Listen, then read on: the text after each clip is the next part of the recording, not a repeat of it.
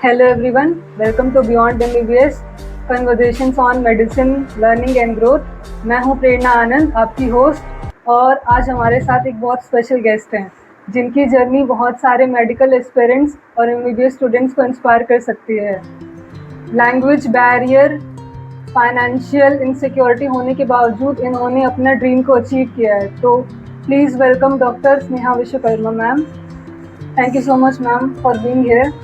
Thank you so much for having me.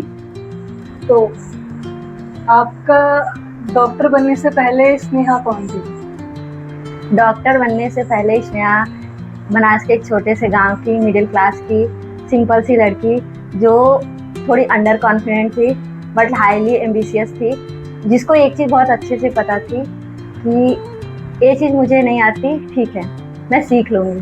शायद वही चीज़ जो आज मैं यहाँ डॉक्टर स्नेहा बन पाई।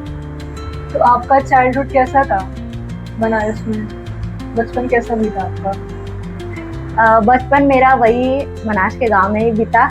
वहाँ पर मैंने 12th तक हिंदी मीडियम में, वही गांव में एक प्राइवेट स्कूल थी, वहाँ से मैंने पढ़ाई की। फिर पढ़ाई में मैं 9th तक टॉप 5 स्टूडेंट में थी, एवरेज। फिर 9th के बाद मैं थोड़ा पढ़ने के लिए सीरियस हुई, फिर टॉप 2 स्टूडेंट में हुई। उसमें पढ़ाई के लिए जब दिमाग में पापा ने ऐसे डाल दिया कि हाँ पढ़ाई कितनी ज़रूरी है, उसके बाद मैं ऐसे पढ़ाई के लिए थोड़ा फोकस हुई। तो डॉक्टर बनने का सपना मतलब घर वालों के साइड से आया था? नहीं, ये तो मेरा सपना था कि मुझे डॉक्टर बनना है, बट कुछ बनना है, पढ़ाई कितनी ज़रूरी है, फाइनेंशियली इंडिपेंडेंट बनने के लिए फ्रीडम जब आपको चाहिए लाइफ में, वो सपना पेरेंट्स से मिला। ऐसी कौन सी वैल्यू है आपके पेरेंट्स से जो आपको आज तक काम आ रही है? हाँ, अब पापा एक बार हमसे बोले थे कि हमारे पास इतने ही पैसे हैं, या तो हम आपके ख्वाब पूरे कर सकते हैं या ख्वाहिश पूरे कर सकते हैं, तो आप अभी ख्वाब पूरे कर लीजिए, फिर उसके बाद अपने पैसों से ख्वाहिश पूरी करिएगा। वही चीज़ है जो आज मैं यहाँ ख्वाब पूरे कर रही हूँ। मुझे लगता है ये बहुत ही ज़्यादा इम्पोर्टेंट बात है और इससे बहुत सारे लोगों को सीख भी मिलेगी। तो आपका ड्रॉप ईयर कैसा था? आपने ड्रॉप लिया था? हाँ, मैंने 12th के साथ ही नीट दिया था, तो उसमें 500 मार्क्स आए थे, तो उस पर कॉलेज नहीं मिला। फिर उसके बाद मैंने एक ड्रॉप लिया था। ड्रॉप ईयर में मैं घर से ही तैयारी की थी। पापा मेरे लिए फ़ोन लाए थे, तो फ़ोन से ही अगर कुछ डाउट है तो आप यूट्यूब पे लेक्चर देख लो, यूज करती थी उसके लिए। और बुक सारे लिए थे मैंने, तो खुद ही से तैयारी किए थे। तो थोड़ा था डिफ़िकल्टी कि आपके पास कोई ऐसे गाइडेंस नहीं है जिससे आप किसी से डाउट पूछ सको, और फिर टेस्ट सीरीज के लिए भी ऐसे कोई साधन नहीं था मेरे पास। वही अनअकैडमी की वीकली टेस्ट होती थी, तो उसी को मैं देती थी। और लास्ट के मंथ में मैंने फिजिक्स वाला की टेस्ट सीरीज ज्वाइन की थी। तो हाँ, थोड़ा सा था कि एक कंपटीशन वाला माहौल नहीं मिल पाता था, बट ठीक। तो आपने कहा कि आपने यूट्यूब से, फ्री अनअकैडमी की टेस्ट सीरीज से और फिजिक्स वाला के लास्ट में सब्सक्रिप्शन से आपने नीट एक ड्रॉप किया था। तो फिर अगर किसी के पास पैसे नहीं है तो बहुत सारे लोगों के दिमाग में ये होता है कि मतलब कोचिंग के पैसे नहीं, तुम्हारा नीट नहीं निकलेगा, या फिर किसी भी फील्ड में है वो यही सोचते हैं कोचिंग बहुत है। तो आपको क्या लगता है? मतलब मेरे हिसाब से अगर आपको कोई एग्ज़ाम क्रैक करना है तो सबसे ज़्यादा ज़रूरी चीज़ जो होती है कि आपको ये चीज़ पता हो कि एग्ज़ाम का सिलेबस क्या है। फिर एग्ज़ाम का सिलेबस क्या है, फिर उस सिलेबस के लिए आपके जो कॉन्सेप्ट है वो क्लियर हो। फिर आपको एक अपना रियल एनालिसिस के लिए टेस्ट देना होता है। तो आपको सिलेबस जानना है और आपको कॉन्सेप्ट डेवलप करने हैं, तो आप यूट्यूब से फ्री रिसोर्सेज से कर सकते हैं। और टेस्ट सीरीज़ के लिए टेलीग्राम पे बहुत सारे टेस्ट सीरीज़ मिल जाती हैं फ्री में भी। लेकिन अगर आपको एक रियल टाइम कंपटीशन देखना है बच्चों के बीच में, तो आप ऑनलाइन टेस्ट सीरीज ज्वाइन कर सकते हैं। केवल टेस्ट सीरीज उतनी महंगी नहीं होती, तो आप घर पे करके कर सकते हैं। मतलब आपको बस क्लियर होना चाहिए कि आपको करना क्या है, और आपके पास कोई प्लान बी नहीं होना चाहिए, क्योंकि अगर प्लान बी होता है तो दिमाग में एक साइकोलॉजिकली इफेक्ट पड़ता है कि एक मोमेंट आता है कोई भी एग्ज़ाम की प्रिपरेशन करो कि इसके बाद नहीं होगा। उस चीज़ को जब आप क्रॉस कर जाते हो तो फिर आप कर लेते हो चीज़ें। तो उसी चीज़ को क्रॉस करते टाइम अगर आपके पास प्लान बी होता है तो आप ये सोचते हो चीज़ें टफ हो रही हैं तो ठीक है, कोई बात नहीं, दूसरा चीज़ कर लूँगा। तो प्लान बी नहीं होना चाहिए। मैक्सिमम बच्चों के सिलेक्शन ना होने के साथ रिसोर्सेस रीज़न नहीं होते, प्लान बी होती है कि हाँ बीएससी कर लेंगे, बीए कर लेंगे, B pharma, D pharma, nursing, I think. मतलब एक ही गोल, उसी पे हाँ टारगेट। अर्जुन वाला हाँ एग्जाम्पल जो महाभारत में था। हाँ, क्योंकि मतलब मैक्सिमम बच्चों को तुम देखोगी जो ड्रॉपर होते हैं, मतलब उन्होंने ड्रॉप तो ले लिया पर उन्होंने कहीं बीएससी नर्सिंग में एडमिशन कर लिया है, कहीं से बीएससी बायोटेक्नोलॉजी में कर रहे हैं, माइक्रो में कर रहे हैं, या नर्सिंग में एडमिशन ले लिया, फिर साथ में प्रिपरेशन करते हैं। तो मतलब आपके दिमाग को एक कहीं ना कहीं से इंडिकेशन जा रहा है कि आपके पास एक सोर्स तो है, मतलब आपका करियर ऑप्शन एक है जो चल रहा है, आप उसको दे रहे हो गया तो हो गया, नहीं हुआ तो सच में नहीं होता है, या फिर आप बहुत डेडिकेटेड हो तो बहुत सारे ड्रॉप लग के होता है। खुद पे भरोसा होना बहुत जरूरी है। हाँ, भरोसा कि मतलब आप खुद उस चीज को कितना शिद्दत से चाहते हो कि आप एक्चुअल में मैक्सिमम बच्चे जो नीट करते हैं या कोई भी कंपटीशन एग्जाम देते हैं, वो उन्हें पता ही नहीं होता कि उन्हें करना है या फिर उनके पेरेंट्स चाहते हैं कि वो करें। तो अगर आपको नहीं करना, आपके पेरेंट्स चाहते हैं कि आप करो, तो फिर टाइम लगता है, और जब तक आप बिलीव नहीं कर पाते कि आपको करना है तब तक नहीं निकलता है एग्जाम। ज़्यादा ज़रूरी वो होता है। रिसोर्स तो आज के टाइम में बहुत सारे हैं, यूट्यूब पे भी चीज़ें हो जाती हैं। अगर डिफ़िकल्टी हो रही है तो फिर उसके लिए आप पेरेंट्स से बात करो, पेरेंट्स हेल्प करते ही हैं। जब आपका सिलेक्शन हुआ था तो कैसा फील था? सबसे ज़्यादा घर में कौन खुश हुआ था? सिलेक्शन हुआ था तो उस दिन की मैं स्टोरी बताती हूँ तुम्हें।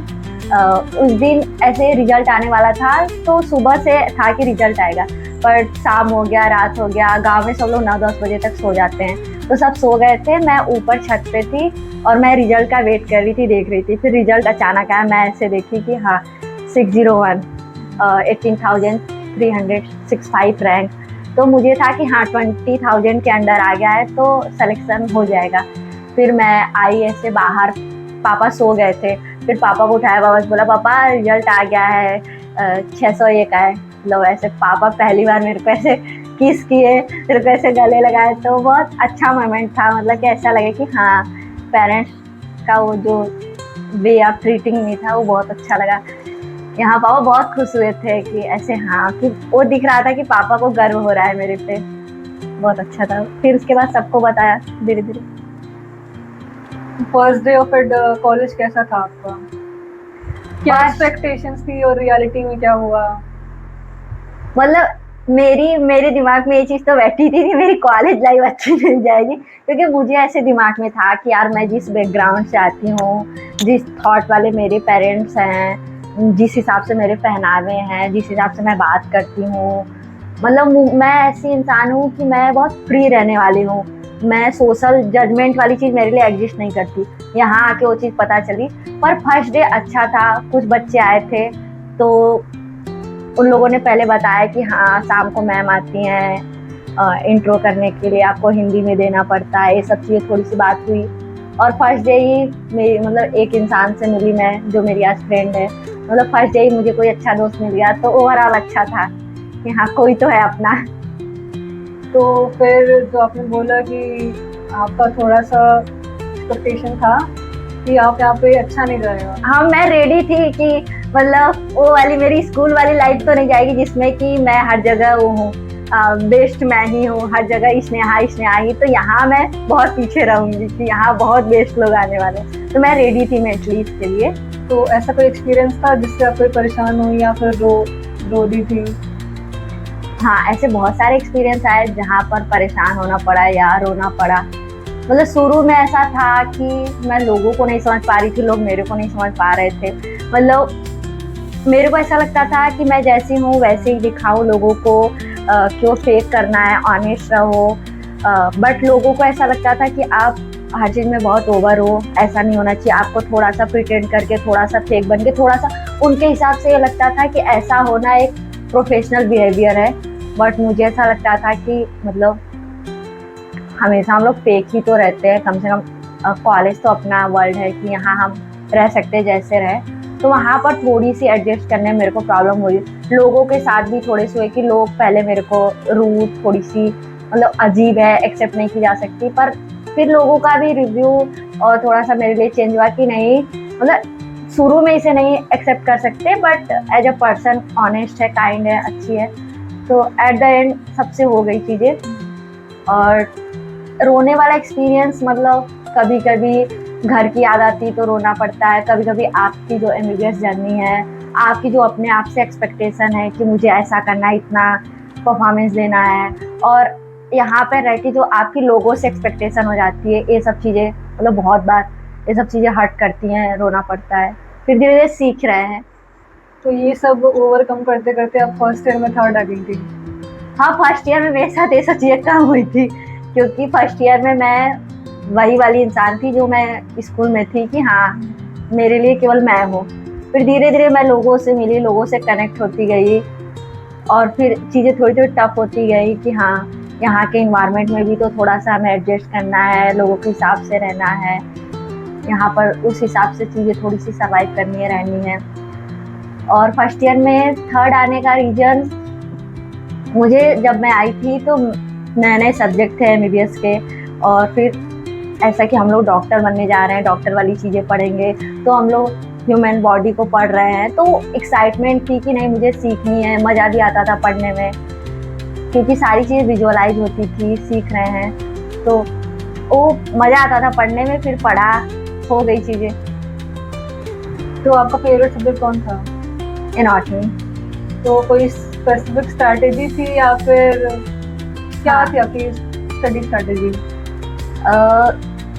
एनाटॉमी के लिए तो मेरी ये थी कि मैं बुक पढ़ती थी, मतलब अभी भी मैं बुक ही पढ़ती हूँ, ऐसे मैं लेक्चर वाली पर्सन हूँ नहीं, मुझे ऐसे लेक्चर मैं देखती हूँ तो ऐसा लगता है मेरे दिमाग में बैठ के कोई शोर मचा रहा है, तो मैं बुक ही पढ़ती हूँ। तो एनाटॉमी में ऐसा होता था कि मैं डीएच जो डाइसेक्शन हॉल होता था उस वहाँ बहुत एक्साइटमेंट के साथ जाती थी, सबसे आगे खड़ी रहती थी, क्योंकि जो चीज़ें हम लोग डाइसेक्ट कर रहे हैं या सर दिखा रहे हैं, तो वो चीज़ें फिर वही किताब में देख रही हूँ, वही डायग्राम। और एटलस एक बुक होती थी, हम लोग वो यूज करते थे, मेरे पास नहीं थी, मेरे फ्रेंड के पास, बट वो उसमें डायग्राम देखते थे तो चीज़ें विजुअलाइज ज़्यादा अच्छे से होती थी, मैं ज़्यादा कनेक्ट कर पाती थी कि हाँ मैं जो चीज़ें याद कर रही हूँ वो चीज़ एग्जिस्ट कर रही है हमारी बॉडी में, तो विजुअलाइजेशन वाली चीज़ें जल्दी याद होती थी, फिर मज़ा भी आता था कि हाँ डॉक्टरों को ऐसे हम लोग एज अ डॉक्टर ऐसे ही जानते हैं ना कि चीड़ फाड़ कर रहे हैं, तो फिर वो चीज़ ज़्यादा अच्छे से इसलिए याद हो पाती थी, इसलिए अच्छी भी लगती थी पढ़ने में, टीचर भी अच्छे मिले। तो अगर कोई बच्चा भी फर्स्ट ईयर में है और वो ये पॉडकास्ट देख रहा है तो आपको क्या कहना चाहेंगे कि क्योंकि बहुत सारे बच्चों को एनाटॉमी में दिक्कत होती है, फिजियोलॉजी उनको लगता है कि ये हमारा सब्जेक्ट है, वो कर लेते हैं, हाँ वो कर लेते हैं, और बायोकेमिस्ट्री भी कम ज़्यादा परेशान होकर वो कर लेते हैं, लेकिन एनाटॉमी उनको बहुत वास्ट लगती है, पूरे सालों एनाटॉमी पढ़ के इतना उसमें इन्वॉल्व हो जाते हैं कि ना ही लास्ट में एनाटॉमी में पाती है, ना ही फिजियो, ना ही बायोकेम। तो आप क्या कहना चाहेंगे ऐसे बच्चों को कैसे पढ़ाया जाए? मतलब ये चीज़ तो मैंने देखी है मेरे बैच में भी, मतलब as a medico first year में आपकी मेन प्रॉब्लम होती है, आपको एनाटॉमी नहीं समझ में आती है, वो पता नहीं मेरे को क्यों समझ में आ गई थी, वो सबका यही डाउट था कि जो सबसे टफ है वो कैसे समझ में आती है।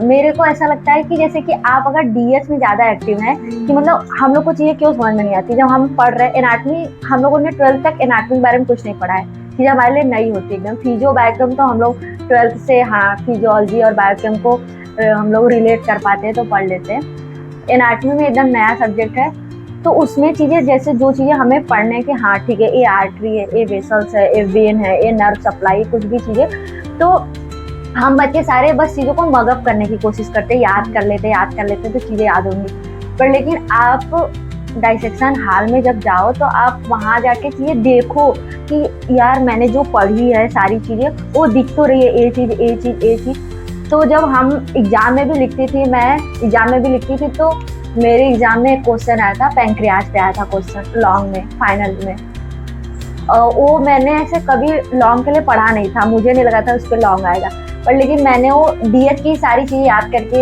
सर ने ऐसे बताया था कि पैंक्रियाज के बेड पे क्या होता है, एंटीरियर सरफेस क्या बनाती है, पोस्टीरियर सरफेस क्या बनाती है, इसकी सप्लाई क्या होती है, तो वो सारी चीज़ें मैं विजुअलाइज करके ही आंसर लिख पाई थी। तो आई थिंक आप देखो चीजें ज्यादा याद करने की कोशिश मत करो। देखते देखते एक टाइम के बाद जैसे होता है कि आपको याद नहीं होंगी चीजें, पर कॉन्शियसली या अनकॉन्शियसली आपके दिमाग में फिट रहेंगी, जब टाइम आएगा तो खुद ही निकल जाती हैं। ऐसे हर चीज याद करोगे, एनाटॉमी याद करने वाली चीज ही नहीं है, जितना अपने दिमाग में उसको फिट कर सको। हाँ, इमेज ही दिख रही है, तो मैं ऐसे इमेज बनाती थी पहले, फिर उस इमेज को ऐसे करके थ्योरी पढ़ती थी, मतलब बुक में पहले नोट्स पे इमेज बना लेती थी, फिर उसके बाद बुक से ऐसे पढ़ती थी। हाँ, ये चीज़ यहाँ दिख रही है, ये चीज़ यहाँ दिख रही है, ये चीज़ यहाँ दिख रही है, फिर उससे मैं कनेक्ट करती थी, समझ में आता था। जब समझ में आ गया तो फिर मैं फिर से डायग्राम बनाती थी कि हाँ, अब मैंने समझ लिया तो इस चीज़ को ऐसे बनाती हूँ, ऐसे बनाती हूँ। मुझे डायग्राम भी ऐसे याद होते थे और फिर चीज़ें भी याद रहती थी। और दूसरों को पढ़ाओ, मैं पढ़ाती थी। मैं डाइसेक्शन हॉल में, मतलब कोई भी विसरल ऑर्गन हो या कुछ भी हो, वहाँ सबसे पहले खड़ी होती थी। जो भी आता था, मैं बताऊँ। तो तुम दूसरों को जब बताते हो, पढ़ाते हो, तो आपके दिमाग पे एक पीयर प्रेशर बनता है कि यार मैं उसको बता रहा हूँ तो सही बताना पड़ेगा, उसके लिए पहले खुद को क्लियर होना पड़ेगा। तो फिर आप पढ़ते हो चीज़ें, फिर बार बार पढ़ते हो, क्लियर करते हो कि यार जो मैंने कॉन्सेप्ट पढ़ा है वो गलत तो मुझे समझ में नहीं आया, तो उस चीज़ को। और अगर आप ऑनलाइन रिसोर्सेज अफोर्ड कर सकते हो तो बहुत सारे एनाटॉमी के अच्छे टीचर हैं, उनके लेक्चर देखो, चीज़ें ईजी बना देते हैं। मतलब अगर आप अफोर्ड कर सकते हो तो ज़रूर हेल्प लो रिसोर्सेज के। तो क्या कहना चाहेंगी, बुक्स, ये ऑनलाइन मटेरियल बुक्स को रिप्लेस कर सकते हैं या फिर बुक हमारे लिए ग्रंथ है एकदम नॉन रिप्लेसेबल? मेरे को लगता है ये चीज़ पर्सन टू पर्सन वेरी करती है कि आपको चीज़ें समझ कहाँ से आ रही हैं अच्छी। जैसे मैं एज ए पर्सन हूँ कि मैं चीज़ों को कनेक्ट करके पढ़ती हूँ। कनेक्ट इन द सेंस कि जैसे अगर, मतलब लेट्स एग्जांपल हम फाइनल ईयर के सब्जेक्ट का लेते हैं कि जैसे अगर मेडिसिन में मैंने पढ़ लिया, सीवीएस पढ़ लिया, कार्डियोवैस्कुलर सिस्टम मैंने पढ़ लिया, तो अब मैंने मेडिसिन में क्या क्या उसमें डिजीज होती है सब कुछ मैंने पढ़ लिया। तो उसको पढ़ने से पहले मैं पहले फिजियोलॉजी पढ़ती थी कि हाँ, पहले क्या क्या चीज़ें उसमें फंक्शन हो रही है, सो दैट मैं पैथोलॉजी उसकी समझ सकूँ कि हाँ क्या उसमें डिजीज हो रही है। तो फिर उसके बाद वही चीज़ मैं फिर पीडीआर में पढ़ती थी कि हाँ, पीडियाट्रिक्स में क्या क्या डिजीजेज होती हैं। फिर उसके बाद वही आर्ट्स एंड गायनी में कोई प्रेग्नेंट लेडी में सीवीएस में क्या क्या चेंजेज आते हैं। तो मैं ऐसे एक ही सिस्टम को सारे सब्जेक्ट से पढ़ती थी, तो मेरे कनेक्ट होते थे अच्छे से, तो मुझे चीज़ें ज़्यादा लंबे टाइम तक याद होती थी। जैसे कि हम लोग कोई भी डिजीज ले लो कि हाँ, हाइपोथायराइडिज्म या हाइपरथायराइडिज्म, तो ठीक है, उसमें ये सिम्टम क्यों आते हैं। जब आपको थायराइड ग्लैंड के फंक्शन पता हो, थायराइड हार्मोन के फंक्शन पता हो कि हाँ ये चीज़ बढ़ेगी तो ये फंक्शन जो करती है वो फंक्शन उसके ज़्यादा तेज होने लगेंगे, घटेगी तो उसके फंक्शन स्लो हो जाएंगे। तो ऐसे चीज़ें मुझे ज़्यादा लंबे टाइम तक याद रहती है और क्लियर होती है। तो कनेक्ट मैं केवल बुक से ही कर सकती हूँ, इसलिए मेरे लिए बुक मतलब अच्छा सोर्स है। और अगर आप मतलब, और जो लोग लेक्चर देख के समझ पाते हैं क्योंकि टीचर अच्छा पढ़ाते हैं, क्योंकि उन्होंने जो चीज़ हम पढ़ के समझ रहे हैं वही चीज़ वो समझ लिए हैं कितनी कितनी किताबों से, तो बहुत अच्छे अच्छे स्टैंडर्ड टेक्स्ट बुक के नॉलेज को उसमें डालते हैं। तो ये अच्छा वे है कि आपको टाइम बचाना है, चीज़ें समझ पा रहे हो तो करो। और तो मजबूरी बोलो या कुछ भी, मुझे समझ ही नहीं आती लेक्चर से, या फिर मतलब मैं बोर हो जाती हूँ लेक्चर देखने से। ऐसे लगता है कि मेरा दिमाग चलना बंद हो गया, कोई बैठ के उस पर बताया जा रहा है। तो मैं पढ़ तो लेती हूँ, फिर एक महीने बाद जब वो खोलती हूँ तो नया लगता है एकदम।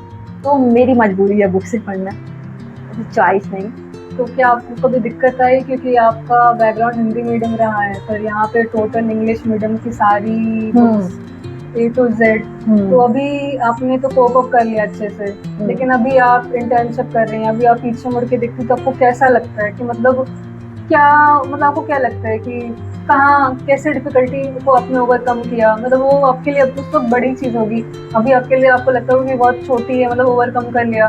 अगर किसी को ऐसी डिफिकल्टी आ रही है, जैसे कि अदर स्टेट्स के बच्चे होते हैं, वो रिस्पेक्टिव स्टेट बोर्ड से पढ़े होते हैं, जैसे कि हमारा भी जो स्टेट है, हमारे वो, जैसे कि आप जैसे बहुत सारे बच्चे स्टेट बोर्ड से पढ़े होते हैं, तो उनके करिकुलम में इंग्लिश होता ही नहीं है, लेकिन एमबीबीएस में फर्स्ट ईयर से सारी बुक्स इंग्लिश मीडियम में होती हैं। भले ही लेक्चर में वो हिंदी में पढ़ाएं, लेकिन आपको आंसर हर जगह बुक्स में, चाहे कोई भी बुक हो, उसमें इंग्लिश में लिखा होता है। तो आपको क्या लगता है कि वो ऐसा कोई दिक्कत आता था? मतलब दिक्कत तो ऑफकोर्स आता होगा, लेकिन आपने उसको ओवरकम कर दिया। ओवरकम करने की बात तो मुझे नहीं लगता मैंने ओवरकम कर लिया है, अभी भी मुझे डिफिकल्टी होती है। शायद ओवरकम नहीं किया है, शायद मैंने उस एस्पेक्ट पे ज़्यादा ध्यान देना बंद कर दिया है।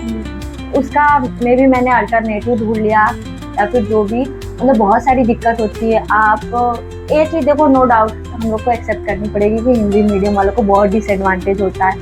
मतलब ऐसा होता था कि हम वाइवा देने जाते हैं, मेरा जो को वाइवा पार्टनर होता था सेम आंसर को इंग्लिश में बताता, मैं सेम आंसर को हिंदी में, पर एग्जामिनर या फिर जो भी इंटरनल एक्सटर्नल होते थे उन पर डिफरेंट वो इम्प्रेशन पड़ता था।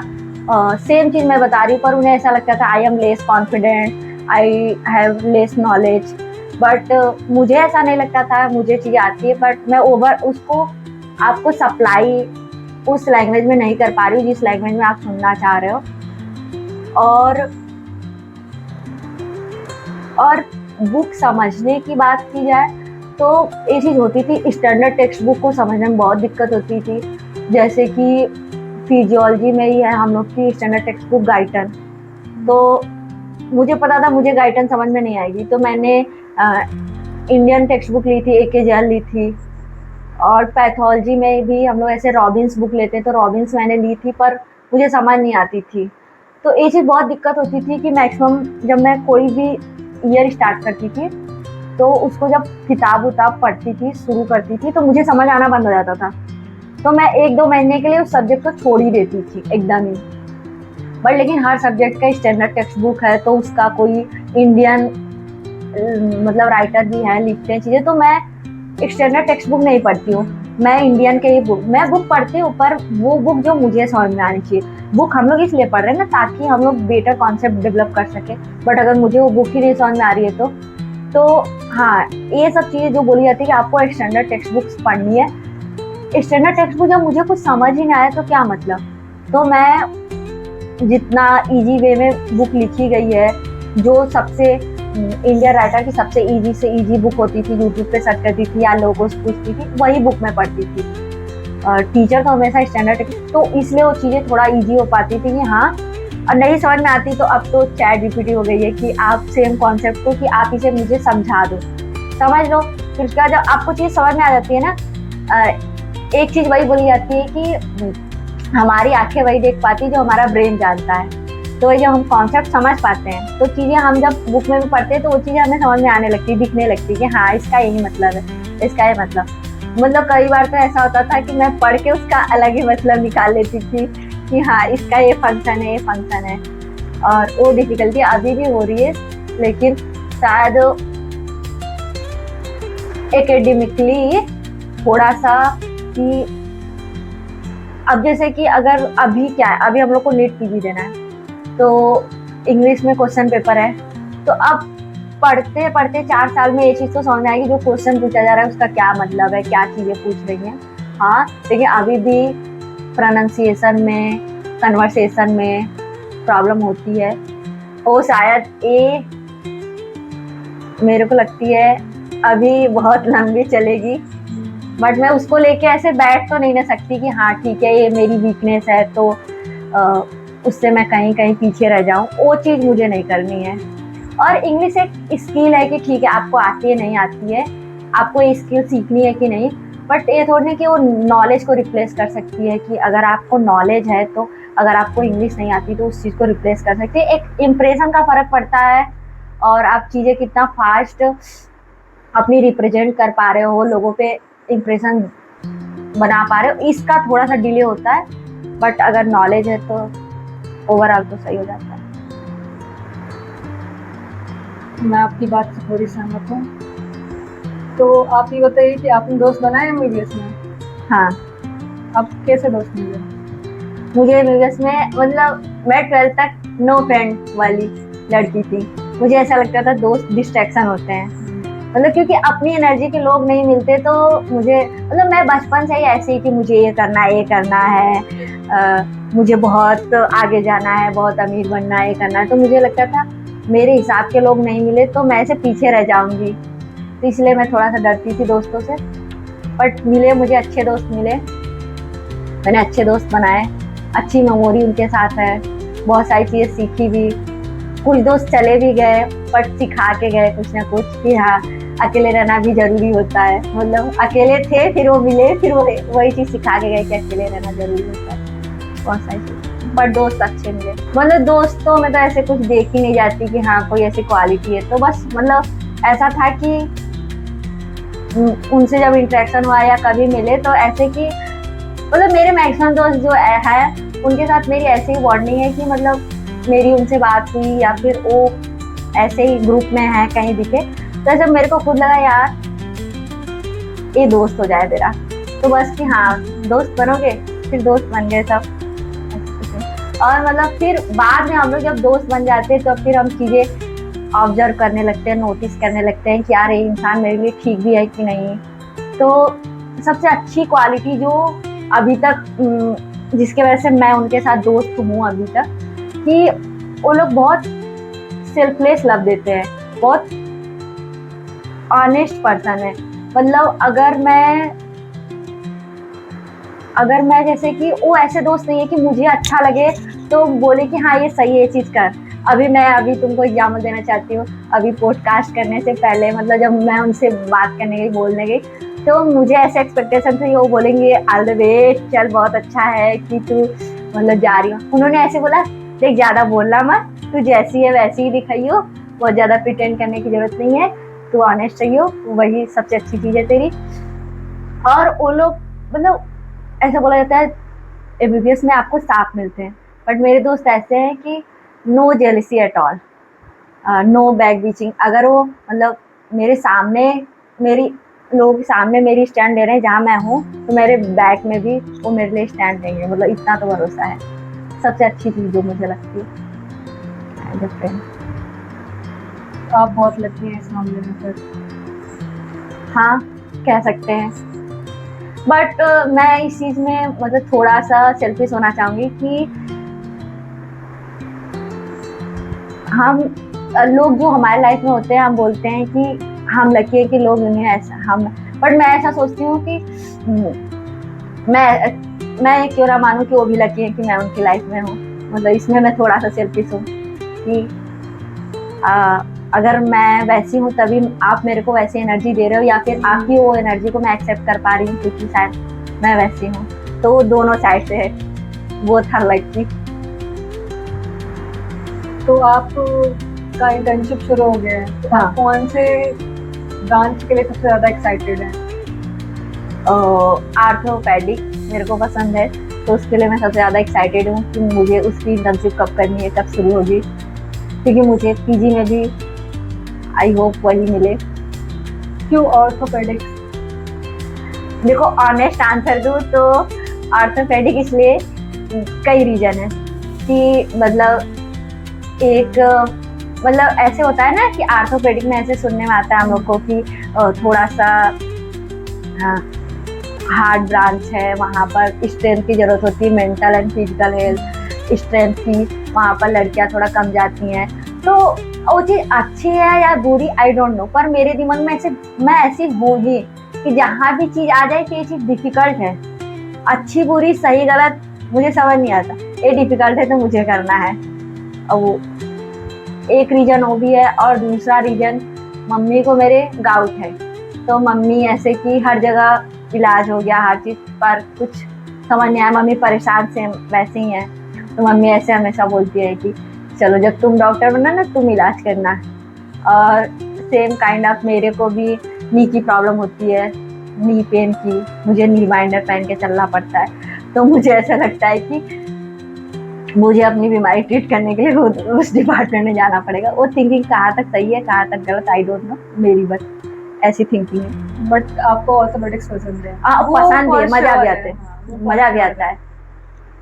हाँ। तो अभी मैं आपसे पूछूं कि आज से 5 से 10 साल बाद तो आप अपने आप को कहाँ दिखेंगे, कि आप कहाँ तक पहुँच गए हैं अपनी लाइफ में? क्या कुछ सिनेरियो दिमाग में आ रहा है, कुछ इमेजिनरी सिनेरियो कि हाँ आज से 5 से 10 साल बाद मैं यहाँ पे होंगी, ये कर रही होंगी? देखो इस चीज़ पे तो मैं ऐसे बहुत बैठ के सोचती हूँ, मैं इस पे डायरी भी लिखती हूँ कि जो मैनिफेस्टेशन वाली चीज़ होती है कि आप वही पाते हो जो आप सोचते हो कि हाँ आपको ये मिल चुकी है।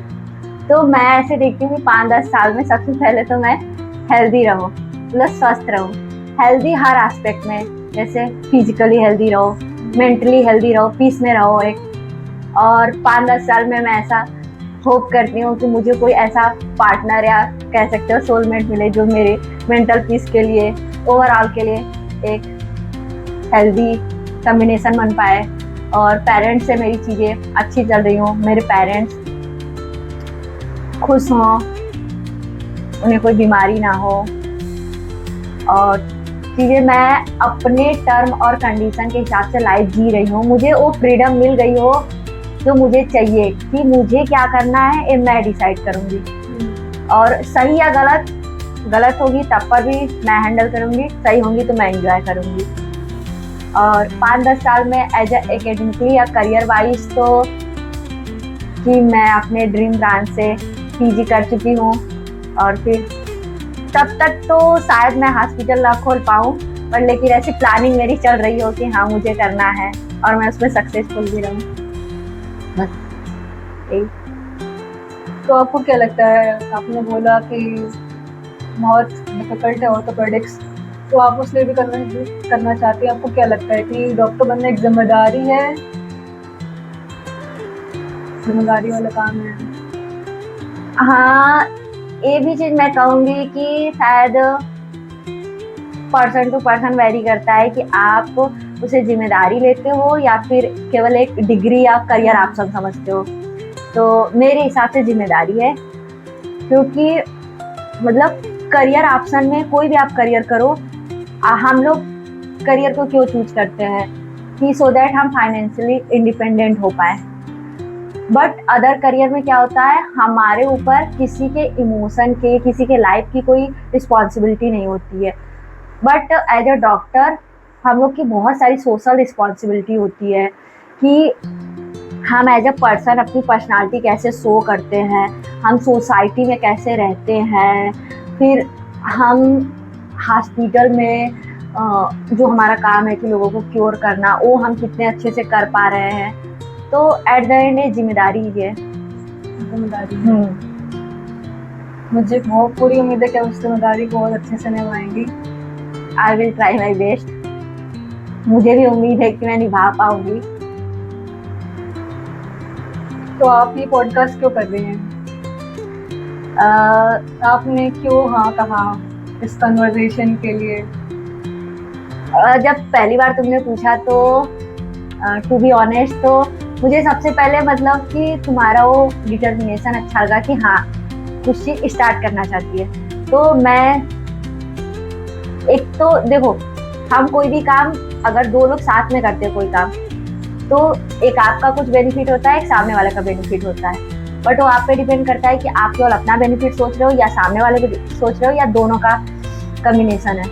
तो मेरा बेनिफिट में मुझे बात करना पसंद है कि मैं तुमसे बात करूँ, तुम्हें जानूँ, तुम मुझे जानो, मैं तुमसे बहुत कुछ सीख भी रही हूँ, और मैं अपनी स्टोरी बता पाऊँ कि हाँ मैं वियर्ड नहीं हूँ, मैं ऑनेस्ट हूँ, रियल हूँ। और तुम्हारा वो अप्रोच देख के कि हाँ मुझे करना है, तो मुझे वो चीज़ अच्छी लगी कि मैं एज अ पर्सन कोई एम्बिशियस पर्सन या कुछ करना चाहता है तो क्या हेल्प कर सकती हूँ, अपना टाइम देके, बस वही रीजन मुझे सबसे अच्छा वे लगा। Thank you ma'am. अभी आप डॉक्टर स्नेहा हैं, अभी आपको आपके मम्मी पापा कैमरे पे देख रहे हैं, तो आप उनसे क्या कहना चाहेंगी? सबसे पहले तो thank you so much mummy papa. Thank you इसलिए कि मुझ पर विश्वास करने के लिए कि हाँ मैं कर सकती हूँ। मैं बचपन में जैसी बच्ची थी या फिर जैसी लड़की थी, मतलब किसी को नहीं विश्वास होता था कि मैं ऐसे बहुत रिस्पॉन्सिबिलिटी वाला कोई काम करूँगी। बट विश्वास करने के लिए, और आगे भी विश्वास करते रहिएगा। अभी आगे बहुत कुछ मेरे को करना है, बहुत आप लोग का नाम रोशन करना है, आप लोग को बहुत सारी खुशियाँ देनी है, और बस मैं खुश रख पाऊँ उन लोग को। वो लोग ये सुनेंगे तो बहुत ज़्यादा खुश होंगे। मुझे उम्मीद है कि वो आपको देखते ही बहुत ज़्यादा खुश हो जाएंगे। मैं पूरे दिल से चाहती हूँ कि वीडियो उन तक पहुँचे। मैं खुद भेजूंगी। तो अब हम शुरू करते हैं वन वर्ड। आपको दो ऑप्शन में से एक ऑप्शन चूज करना है और क्विकली आंसर देना है। टी या coffee? No drink at all. No drink. Hostel और होम? हॉस्टल। वन वर्ड, ऐसा कोई एक शब्द जिससे या फिर ऐसा एक कोड जिससे आपने अपनी लाइफ आज तक कवर की है, ऐसा कौन सा कोड है? Code? Thought? I think don't be just busy, be organised. मैं केवल आज के जनरेशन की सबसे बड़ी प्रॉब्लम है, हम सब बिजी हैं। किसी से आप बात करोगे, लोग अपने हेल्थ पे ध्यान नहीं दे पा रहे या टाइम नहीं मिल पाता, लोग रिलेशनशिप पे ध्यान नहीं दे पाते या टाइम नहीं मिलता है। बट करते हो क्या हो आप? मतलब आप बिजी मत रहो, व्यवस्थित रहो। या आप चीजें कर पा रहे हो जो करना चाहिए, या फिर बस आप बिजी हो। आप ये बहुत अच्छा आंसर दिया है। मतलब आप कहना चाह रही है कि लोगों को ऑर्गेनाइज वे में वर्क करना चाहिए। हाँ। और खुद के लिए फ्री और मी टाइम जरूर निकालना चाहिए। जरूर। ऐसा होता है जैसे एज अ मेडिको की सबसे बड़ी प्रॉब्लम आप पूछोगे तो यार टाइम नहीं मिलता है उनको। एक्स्ट्रा करिकुलर एक्टिविटी कोई भी करना होता है, यार एग्जाम है मुझे टाइम नहीं मिलता है। कोई भी उनका पैशन परस्यू करना है या फिर कोई भी हॉबी जो बोलते हैं कि 12th तक हम करते थे, एमबीबीएस में आके हमने छोड़ दी। सबकी यही प्रॉब्लम है कि मैं ये करती थी, मेरी ये हॉबी थी, मैं कुकिंग करती थी, ड्राइंग करती थी, सिंगिंग करती थी, डांसिंग करती थी। फिर यहाँ के एकेडमिकली इतना प्रेशर है कि ना मैं रिलेशनशिप मैनेज कर पा रही हूँ, ना फैमिली को टाइम दे पा रही, ना फ्रेंड्स के। तो मेरे को ऐसा लगता है कि हम सब इस रस में भाग रहे हैं कि हम बिजी हैं, बट ये चीज़ नहीं देख रहे हैं कि बिजी होना कोई बेनिफिशियल चीज़ नहीं है। आपको ऑर्गेनाइज रहना पड़ेगा कि हाँ आप अपने लिए भी टाइम निकाल पाओ, आप जो चीजें कर रहे हो आप वो काम कर पा रहे हो कि नहीं, जिसके लिए आप बता रहे हो कि आप बिजी हो। वो आप बता रहे हो कि आप बहुत पढ़ना है, बिजी हैं, तो आप सच में पढ़ पा रहे हो कि नहीं, कि बस बिजी हो रील स्क्रॉल करने में या फिर पढ़े हो ओवर थिंकिंग में। मैक्सिमम यही करते हैं। हाँ मैम, आपने बिल्कुल सही कहा। और नेक्स्ट क्वेश्चन ये है, डे स्टडी और night study? Night study. Day में मुझे नींद आती है। तो आप रात वाले हैं? मैं पूरी रात पढ़ सकती हूँ, बिना सोए भी मैं एग्जाम देने जाती थी। हाँ, मुझे एग्जाम में तो नींद भी नहीं आती एग्जाम के टाइम। तो दोस्तों, अगर आपको डॉक्टर स्नेहा विश्वकर्मा का ये पॉडकास्ट पसंद आया या फिर आपको इनसे कुछ जानना है तो कमेंट सेक्शन में ज़रूर अपना डाउट डालें और ये वीडियो उन तक ज़रूर पहुंचाएं जिनको आपको लगता है कि उसकी ज़रूरत है। आज के पॉडकास्ट से मुझे ये लगता है कि हमें अपनी एग्जिस्टेंस, प्रिजर्वेंस और अपने जो भी बैरियर्स हैं उसको कैसे ओवरकम किया जाए, ये डॉक्टर स्नेहा विश्वकर्मा के जर्नी से हमें सीखने को मिला। आई होप आप लोग इससे कनेक्ट कर पाएंगे और इस वीडियो को बहुत ज़्यादा से ज़्यादा लोगों तक पहुंचाइए। और अगर आपका कोई भी क्वेश्चन हो तो वो प्लीज़ कमेंट सेक्शन में ज़रूर डालिएगा। तो बहुत ही जल्द मिलते हैं नेक्स्ट एपिसोड में। Thank you for watching beyond MBBS conversation on medicine, learning and growth. मैं हूँ आपकी host Prerna Anand. Share, subscribe. Thank you. Thank you.